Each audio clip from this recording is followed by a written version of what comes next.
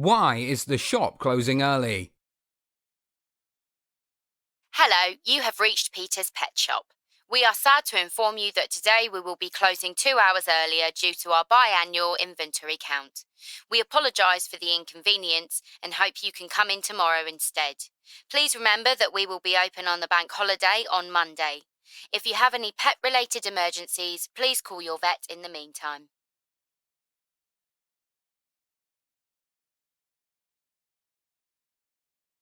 A school is having an activity day. What is the reason? Since our winter holiday activity was so successful, we have decided to have another one to celebrate finishing the term. We will not be hosting a sports-themed event as suggested because we believe it will be too stressful and competitive.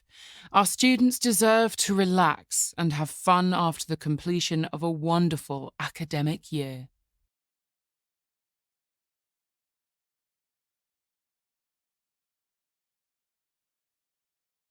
Jason is doing his homework. What subject does he need help with? I can't believe how much homework I have. Okay, let's see here. I have to finish my science project. It's taken me a long time, but I'm almost done. Then I have an essay for English class, but that'll be a piece of cake. What I'm really dreading is this algebra homework. There are so many formulas to remember and I just don't get it. Maybe I need a tutor.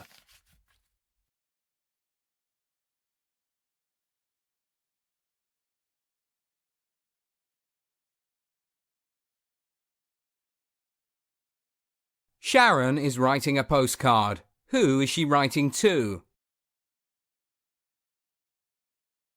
I haven't written a postcard in ages.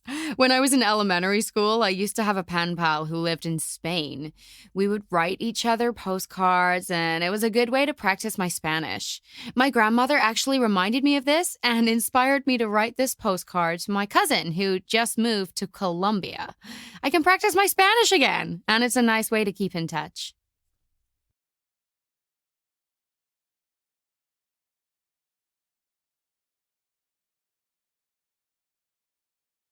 A woman is shopping. What size does she need? I hate shopping for my husband. He is so difficult to buy for because he's really picky with how things fit. Last time I bought him a shirt in small and it was so tight on him. I guess he gained weight. Another time I bought him a sweater in a large, for an oversized fit, and he was offended that it was too big. This time I'm aiming for the middle of those two. Hopefully it works.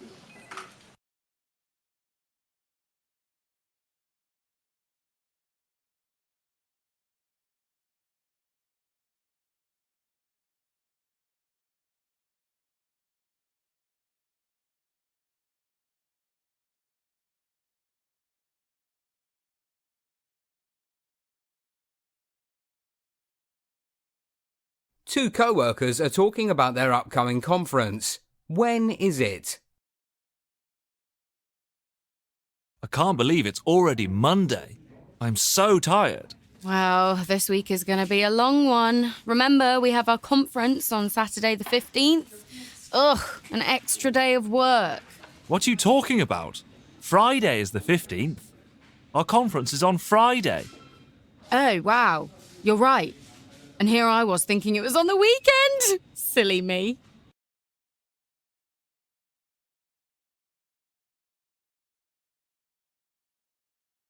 April is describing a party she attended. What was her favourite part? I took my son to a birthday party on the weekend. It was only 2 hours, so I was going to stay. And then they asked me to help supervise activities. Normally, I would have said yes, but the clown that they hired was absolutely frightening. I don't understand how the children weren't afraid. I left and came back in time for cake, which was to die for. I wonder what bakery they got it from.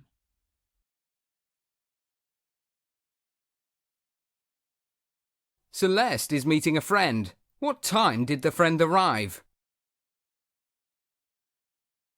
My friend was coming to visit for the weekend from out of town, so I decided to meet her at the airport.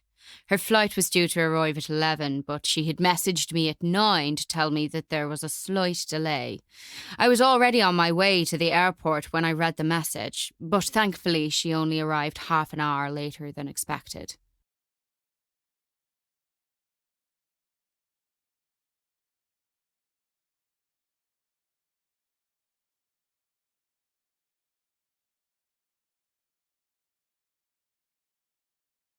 Ahmet is arranging lunch with a client. What day does he suggest?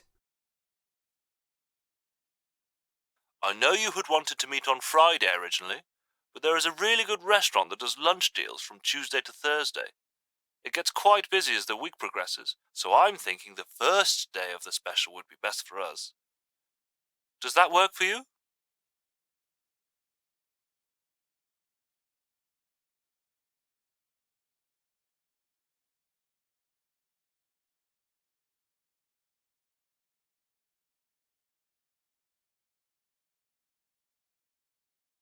Sarah is planning a surprise party. What does she need to pick up at the store? I'm almost done setting up my husband's surprise party for this evening. I've already decorated the place with balloons and we have more than enough beverages for everyone. I think I need to pick up some more chips and popcorn for everyone to munch on before dinner. I'll stop by the supermarket on the way to the venue.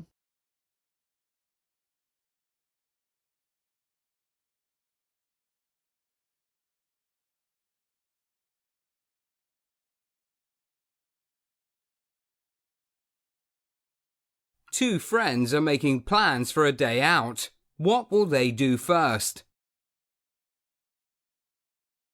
So are we catching the movie at noon? I've been waiting weeks to see the new superhero film. I want to go to the first showtime. It's meant to be a beautiful day. Can't we spend the day at the beach instead and watch the movie in the evening? I guess that makes sense. But before, let's go on a walk past the cinema and buy tickets for the evening show, just in case it sells out. Okay, that's a nice scenic route anyway.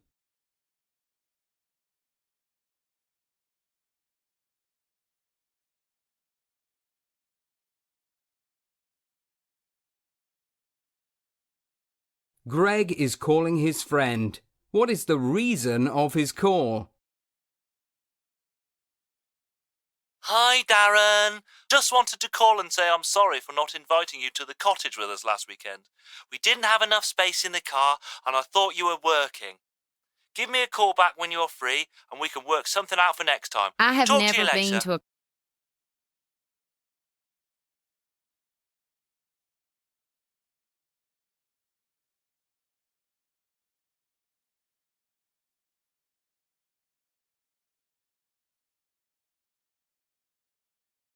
Jane is going to a concert. What genre is the music? I have never been to a concert before, so I'm really excited. Of course, I have been to a few gigs to support my friends in a rock band, but nothing like this. I know country isn't everyone's favorite genre, but I can't wait to sing along to all the songs with a crowd of like-minded people. I heard that the singer will be doing acoustic covers of well-known pop songs.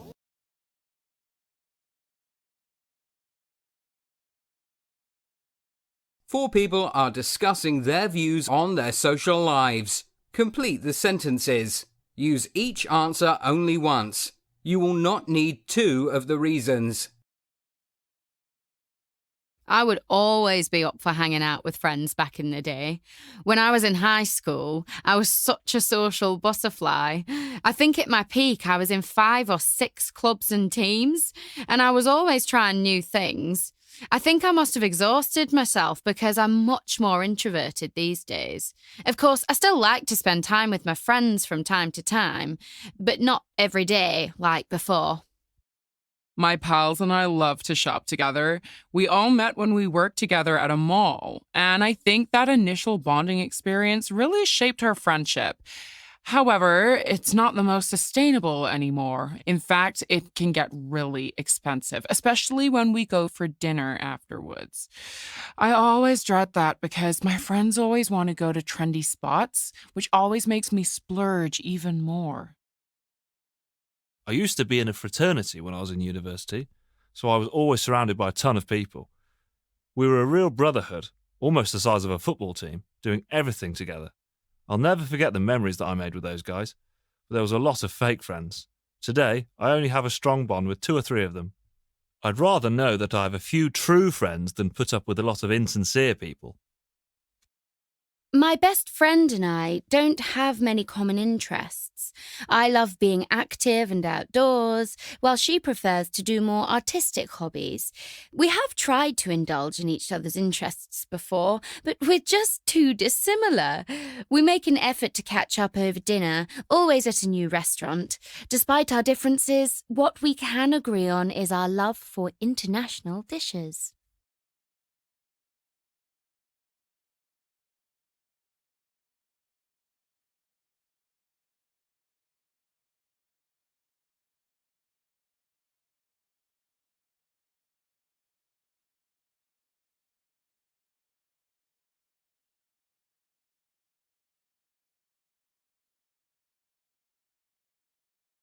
Listen to 2 friends discussing living situations.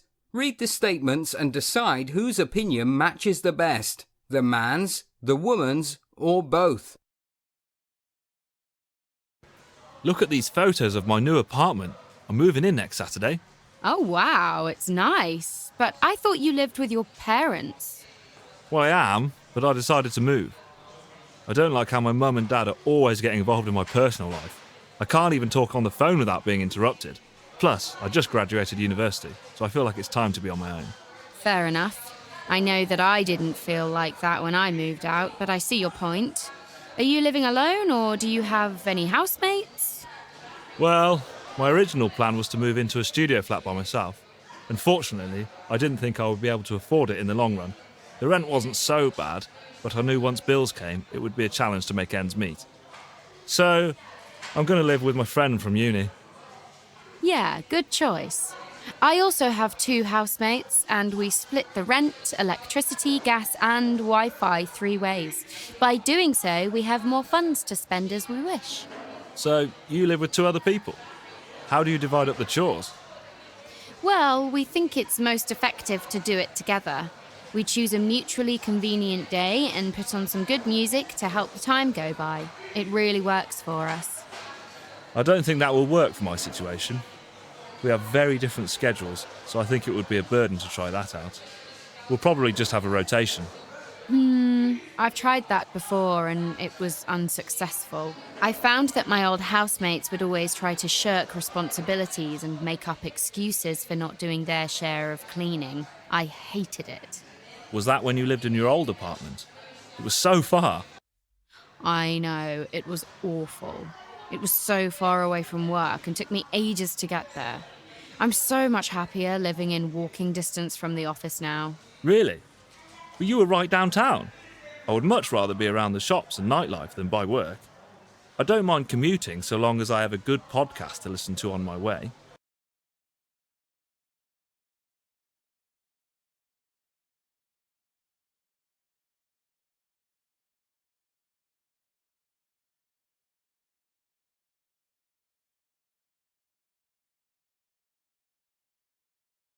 Listen to a counsellor talking about important skills for jobs and answer the questions.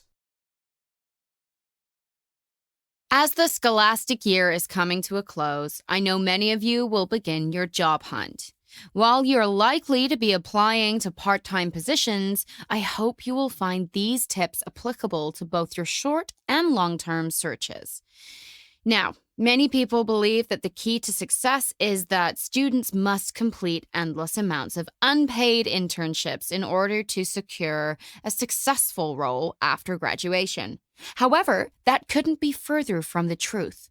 Nor is the popular myth that you should be applying to hundreds of jobs a week. I mean, I suppose that might statistically improve your chances, but it's not a guarantee.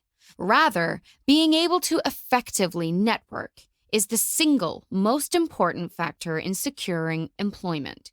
While it is widely believed that using personal connections is a form of nepotism, I don't see how using these bonds to help you get your foot in the door is a problem. Of course, it is your attitude that is your best resource when it comes to thriving in a company.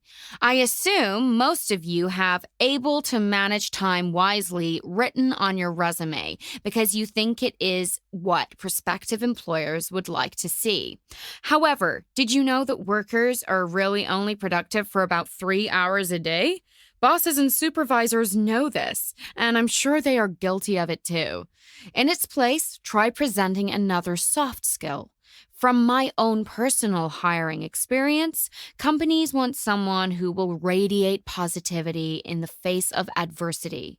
Some confuse this with flexibility. Don't get me wrong, it is important to be willing to adapt to change, but being too flexible will result in you being taken advantage of. For this reason, I always recommend going into an interview with a big smile on your face.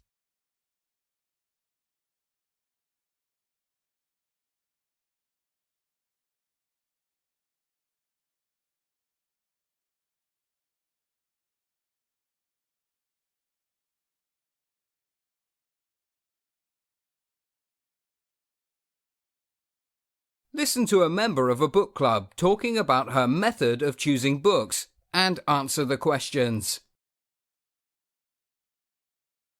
As we know, fiction and non-fiction are two very different genres. While non-fiction usually doesn't have a place in book clubs, I can respect some aspects of it in other circumstances. For instance, through historical accounts, people can learn how things were in a specific era. These texts give us the possibility of properly understanding important events in a detailed manner. Another brilliant example of non-fiction that many people enjoy is biographies. These stories narrate the life of a person who has distinguished himself or herself in their particular society. However, it is important to always read non-fiction such as these with a critical lens, as the writer's perspective greatly shapes how history is recorded. For this reason, I always suggest reading books on the same topic by different authors in order to have a more balanced, truthful version of facts. Even though I can recognise the positive features of non-fiction works, I have to say that I strongly prefer fictional literature. Since I am a really imaginative person, I do not always like to stick to reality. As a matter of fact, I tend to gravitate towards stories concerning unreal characters in a mystical land. My preference could be classified under the genre of fantasy, as they mostly share a futuristic setting and usually tell the story of humans travelling into outer space and coming in contact with extraterrestrials. These days, I have been really into literature showing dystopic conditions, allowing me to space out and dive into the plotline. However, this week, I want to focus on a compromise between the two major types. These are historical novels, which narrate the stories of imaginary characters living in a specific and real epoch. Personally, I think it is really the best of both worlds. Through these writings, the author can teach history, but in a more attractive way, inventing a new narrative which helps him to keep readers' attention. You still get the element of being able to escape into a text that you have in fantasy as well, because it is hard to discern what is fact versus fiction. Being sucked into a good story is surely the best part of it all.